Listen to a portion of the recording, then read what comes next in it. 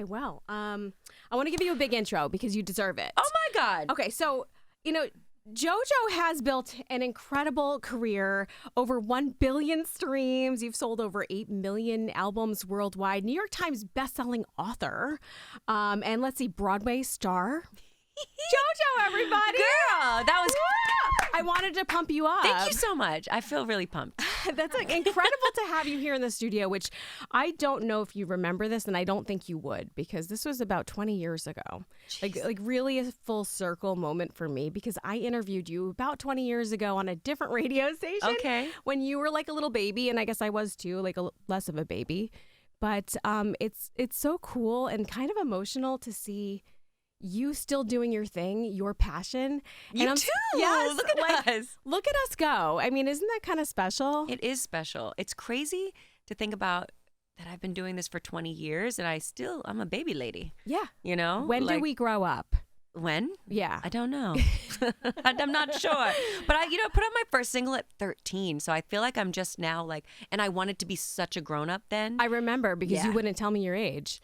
Because I wanted you to think I was 18, probably. Yeah, I know. You were like, I'm a teenager. And I was like, okay, teen sensation. Brooding, I know. So extra and dramatic. No, it's fine. And then 2 weeks later, after I interviewed you, I saw you in the Bahamas. And I was like, what's this teen sensation doing in the Bahamas? And I guess you were probably... My mom was right up there with me, trust me. No, I believe it. She was like, yeah. But what a sweetie. And it's so great to see that you were still true to yourself. Yeah. Despite all the challenges you've gone through and making this new music happen, but also expanding into other creative avenues. Thank you. So that's what life is about. Right. Yeah. Just having fun with it and not being limited and just keep going. Keep trying things. So let's talk. I want to briefly talk about the Broadway experience because that was your first time. And you had a starring role. What was that like being in New York and also just learning something a little bit newer? Yeah.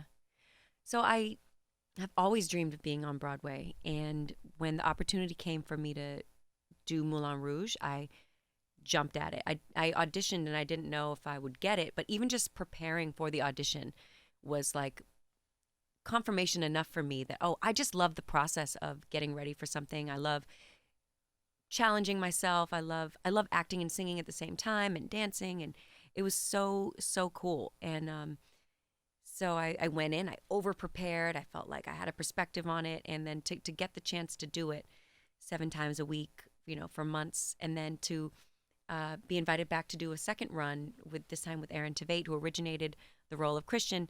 It was so awesome. My favorite part was the community aspect of it and seeing how everybody behind the scenes, everybody at the theater, the audience, everybody is so integral to making the show what it is.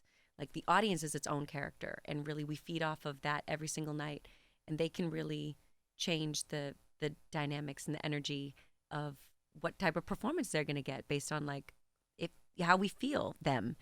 And I just absolutely loved it. So the musical theater bug has bit me, and can't get rid of me now. I moved to New York. I was going to say, we'll be back. Yeah. Oh, so you moved from LA to New York. Yep. Stop. I didn't even know that. Yeah, last year I was like, Congrats. I've lived in LA for 14 years, but I'm from the East Coast and I miss the energy here. I've never lived in New York. I always dreamed of... Well, you were in Boston and Vermont, right? Yeah. I was born in Vermont, but I never really lived there. I was just maybe there for 2 weeks as a baby. So when my Wikipedia page says, when people are like, you're a Vermont girl, I'm like, you're actually really Edgewater. You're an Edgewater girl. I'm a Massachusetts girl. Oh, okay. I lived in Edgewater for 2 years. I traveled around a lot as a teenager. Yeah, but mostly around here. So this cold winter is really not a shock. Yeah, I will say LA made my skin thin. So I'm trying to get used to this weather again. But whatever, it's all good. I'm digging it. Oh my gosh. Well, okay, so we may probably see you on Broadway again, but you've also been working on some new music, and congratulations because NGL is coming out tomorrow. Thank you, girl. Oh my gosh. Okay, so I did get a little preview of the album, and I feel like it leans very R&B, which has always kind of been your thing, like pop R&B. Yeah. What is the inspiration behind this album? Or EP, rather. Yeah, most of it was written right after I came off my first run on Broadway, and it's not like this is not a musical theater album, but it was that I was just inspired by the energy that I felt from living in New York and being single and feeling empowered and being this being my first independent release. So being label-less and being like literally having nothing, all the things that I had for so long. I'd always been in and out of a relationship. I'd always been in and out of the major label system. Isn't it funny how it's like the same thing? Yeah, like, truly. Like getting caught up in the politics is kind of like having a bad boyfriend. It kind of is. It kind of is. So, Sorry. Not preach, girl. So I just was like, I have been on other people's like timelines and trains for a long time. I'm not bad mouthing any of that. All that was a great experience that I learned so much from. It's just no longer appropriate for me, like in where I'm at and what I need for right now. So it was about just empowerment, taking things back, ownership, accountability as well for like part I played in things not working. And I wrote from that place. So NGL is like, I'm not going to lie about this host of contradiction that I am. Yeah. Like I'm not perfect. I'm not perfect, but like, I want you to like leave me the F alone. And I also want you to smother me with love. And I want you to like, I know it's a bit confusing. It's very realistic though. Yeah, it's just like, so, but also kind of like growing up and saying, you know, I can't do the same thing and expect different results. I got to do things differently this time. And that's what it's about. That's so cool. I didn't even realize, I didn't even think about that this is your first like independence. Yes. Right? This is the first time that you are completely driving and it's really up to you where you want to go with it. Yeah, and it absolutely takes a village. I mean, I'm not in a vacuum by myself. Like I have a great team who help support my vision, but at the end of the day it has to come from me. And how do you choose writers to work with, or have you completely written this solo? No, it's collaborative still. I love that. So I choose writers based off of vibes. No, I mean, it's like if I like their work but really it's energetic as well. It's like, who is my nervous system going to feel calm with in the room? Who do we actually just have a nice rapport with each other? Because that's important too. But people I've worked with in the past, like Sebastian Cole, Lil Eddie, and then some new people. Like I co-wrote this song that is the focus track right now called Ready to Love with Ryan Ashley and Lauren. I forget her last name, but she's actually Ray's sister, the artist Ray. We love Ray. Incredible. She is so talented. That whole family is so talented. Yeah, I didn't even realize she had a talented family. Wow. All the sisters are so talented and beautiful. And so I went to London and got connected with them through mutual friends through the industry. And it's just like, I think that's when it's organic, I like that. That's incredible. And you have the decision-making power, which is great. Like you're at that point in your career where you can be like, yes to this, no to that. And what I didn't realize, and what I want artists to realize sooner than I did, is that you actually always have the power. You always have the power to say yes or no.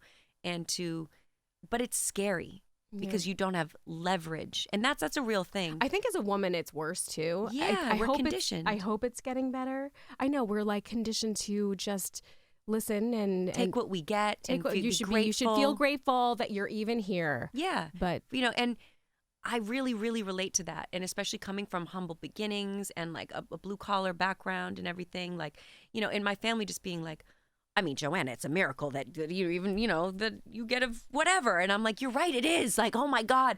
And just trying to reprogram my mind to be like, but not everything is right for you. Not everything is in resonance or in alignment. And right. And speaking up doesn't make you difficult. And if it does, whatever. I know, that's also true. Yeah, but like I really had to like learn even how to get in touch with my anger again and just be like, you know what? No, I'm mad like that you're not listening to me or that I feel misunderstood or whatever. So, yeah, it's a journey. Yeah. And by the way, JoJo does have a book. So if you want to like go into the nitty gritty of it all, it's like it's all there. So we won't dwell on that. Influence. But let's talk about the album you are going to be, or the EP you're going to be touring. Yes. With a stop right here in New York for home, Terminal 5. Yeah, I think it's March 20th. I don't know exactly when that date. Maybe it's the 29th. They're all like Googling right now. They're Googling it. Yeah. We'll let you know. But yeah, I start my tour February 22nd in Nashville. And then we finish in Miami, I want to say April 10th. Have you performed any of these songs live yet? None of these songs I haven't performed. Actually, last night I did this amazing thing in Brooklyn with the Gaia Music Collective. Jenna on my team orchestrated this, and it is this beautiful assembly of voices. It was like 200 or 250 people yesterday in this like warehouse type old church or something, and they learned my song Porcelain on this new EP, and it was just this unity of all these beautiful voices. I just got chills. It gave me chills. A lot of us were crying in there. My friend Questlove came and checked it out and just like filmed it, and it really felt like this healing experience. So that was my first time performing Porcelain, actually, and it's going to be cool on this tour to be performing these songs for the first time, and also reimagining more nostalgic records. Like I take you back to the first, all the way back to Leave Get Out, and it's going to be a really great journey. Speaking of Leave Get Out, I'm assuming you watch What We Do in the Shadows, or watch the show. It just had its been.